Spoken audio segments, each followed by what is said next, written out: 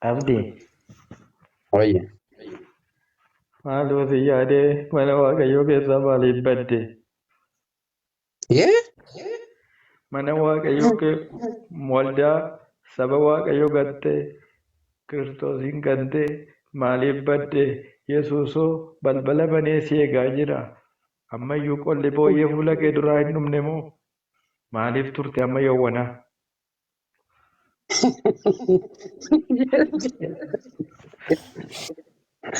Maal waa dhugu? Maalni? Abdii Eh? dargaggeessi sun qabeenya abbaa isaa biraa fudhatee badee dhaqee booyyee biratti fixe.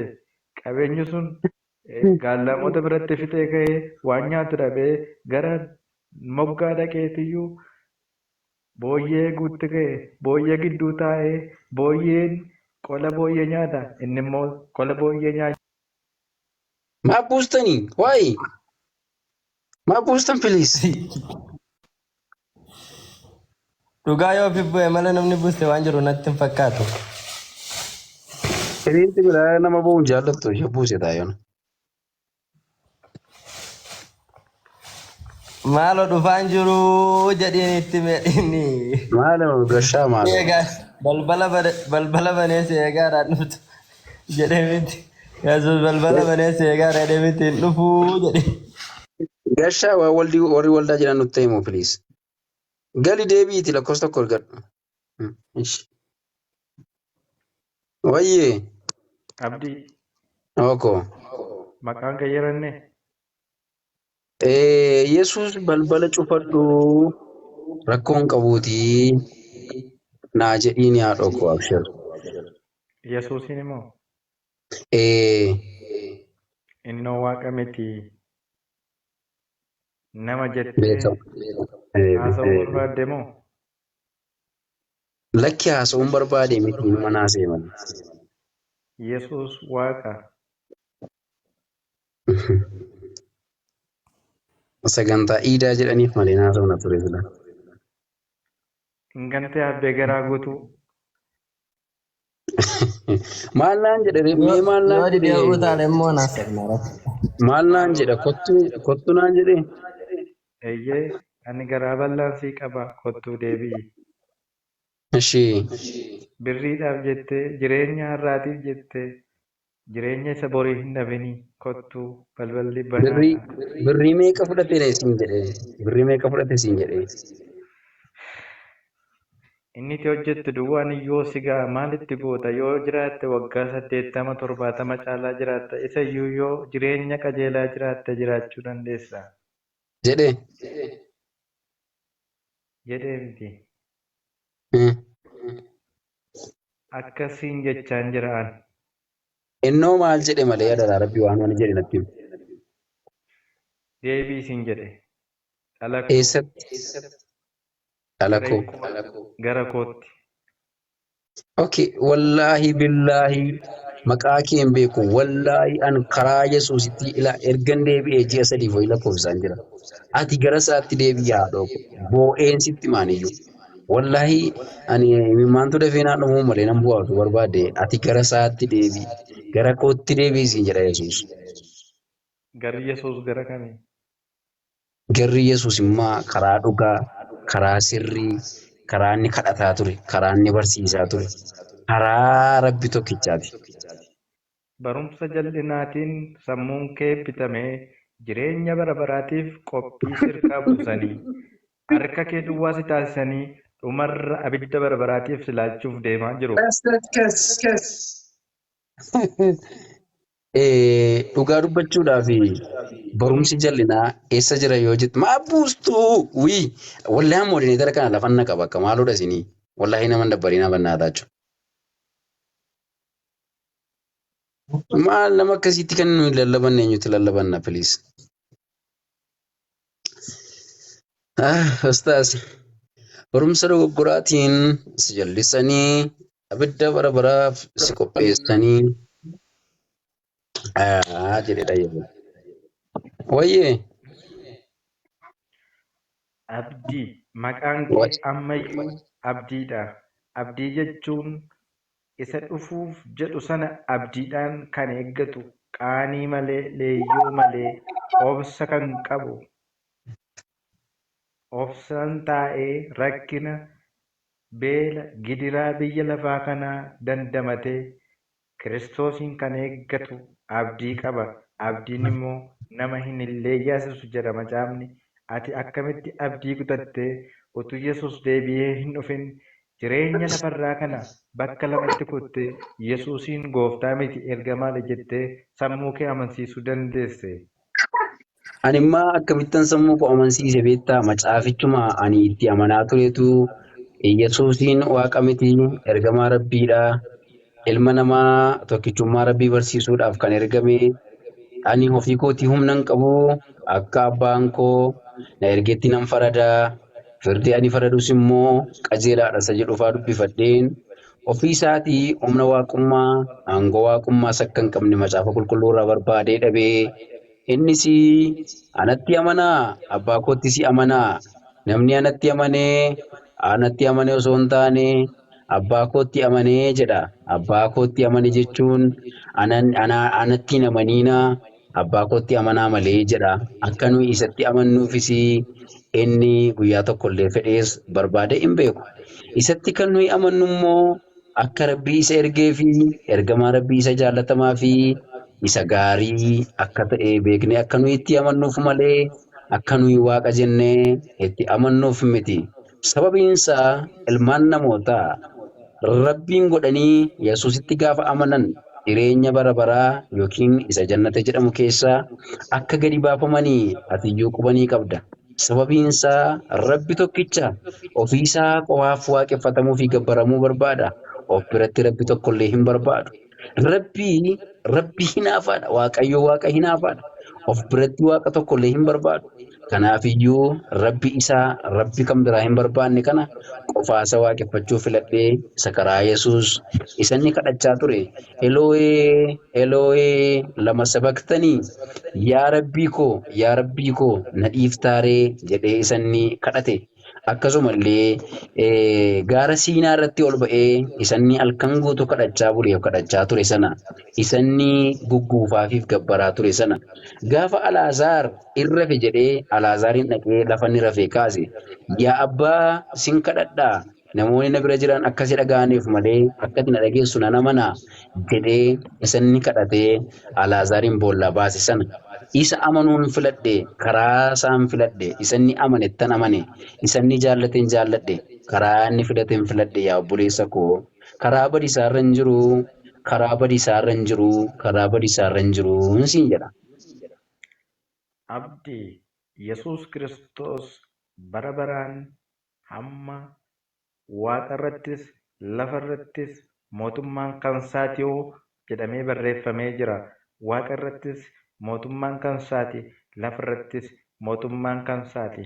Aangoon waaqummaa isaati gateettii isaarra jira jettee lallabdeetta. Lallabni ati lallabde ani mucaa si jalatti guddate sirkaas lallaba fudhate sirraas raajummaa faarfannaa sirraa dhaga'ee guddateedha. Har'a garuu abbaa koo taateetu jirtu anaaf mucaa taate. Ati akka warra isa macaafni qulqulluun akka daa'immanii deebi'anii warra haannanii kajeelan taatee ijoollummaatti gadi deebite. Ijoo abbaa kootiyyuu deebi'ee xinnaate.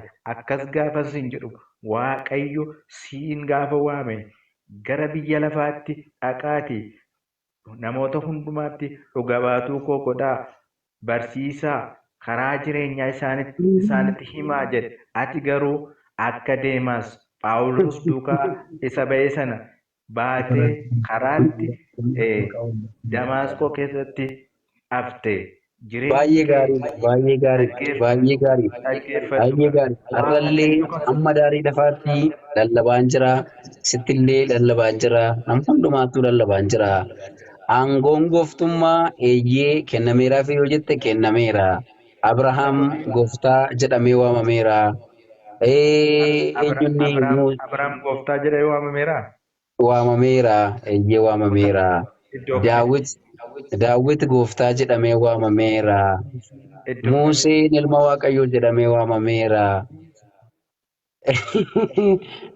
Maal macaafa kee keessa nagaa battaa iddoo kamitti naan jettaa bannaatiin dubbistu. Abdii, Kanaafiyyuu abdii, gooftummaanii fi qabee, waaqummaan adda adda yaa obboleessa koo dhaggeeffadhu gaa abdii, dhaggeeffadhu qabeenyi gaa darba, beekumsi darba, dhaggeeffadhu waa'ee qabeenyaatti hin beekamtiin deebinaa. darba. Jireenyi bara baraa garuu ammallee siif qophaa'ee jira. Dafiitii gara Iyyasuus isa itti amantee isa gantee sanatti deebi'i. Akkuma Toomaas sana quba kaa'e ilaali. In fayyisa, in jiraachisa inni.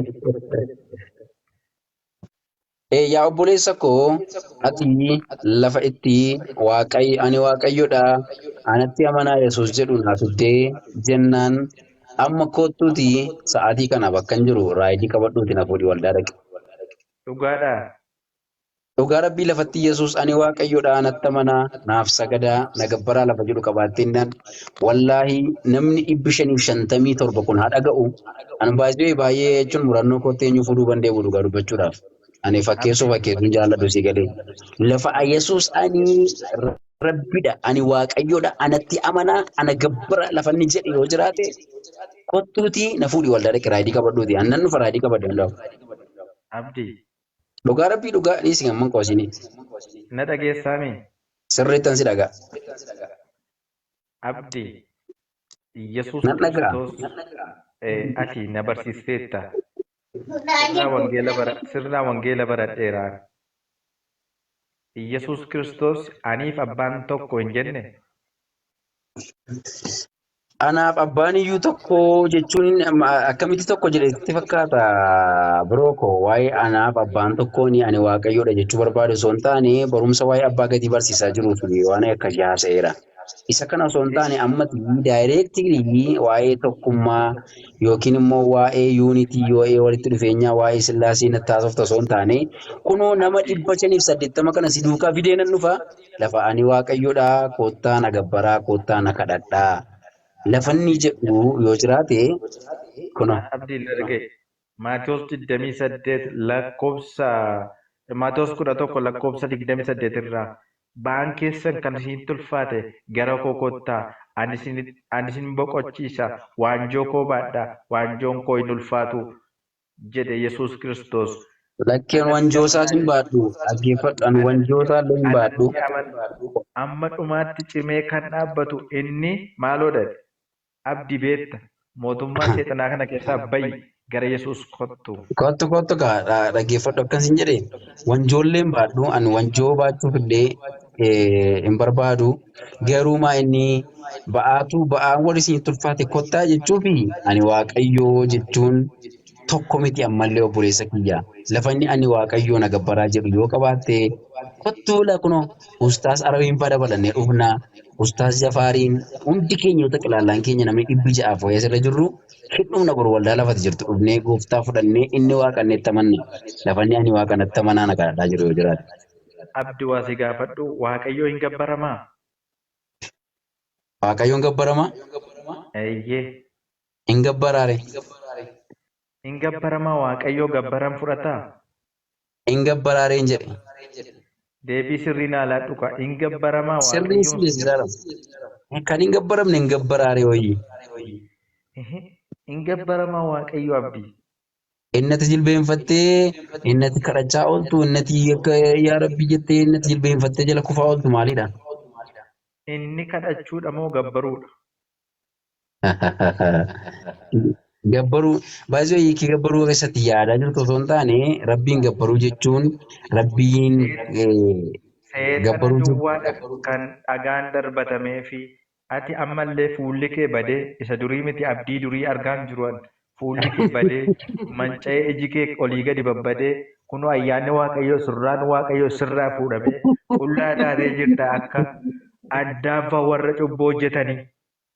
Dafi ilmi waaqayyoo Iyyasuus Kiristoos si fayyisuudhaaf gara biyya lafaa dhufe siif jedhee du'e siif jedhee waraaname siif jedhee akka nama cubbuu qabu ta'e dafi amma qalbii kee diddiirradhu.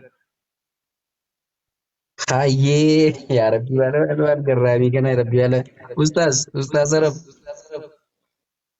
Assalamu alaikum warahmatullahi wabarakatuh.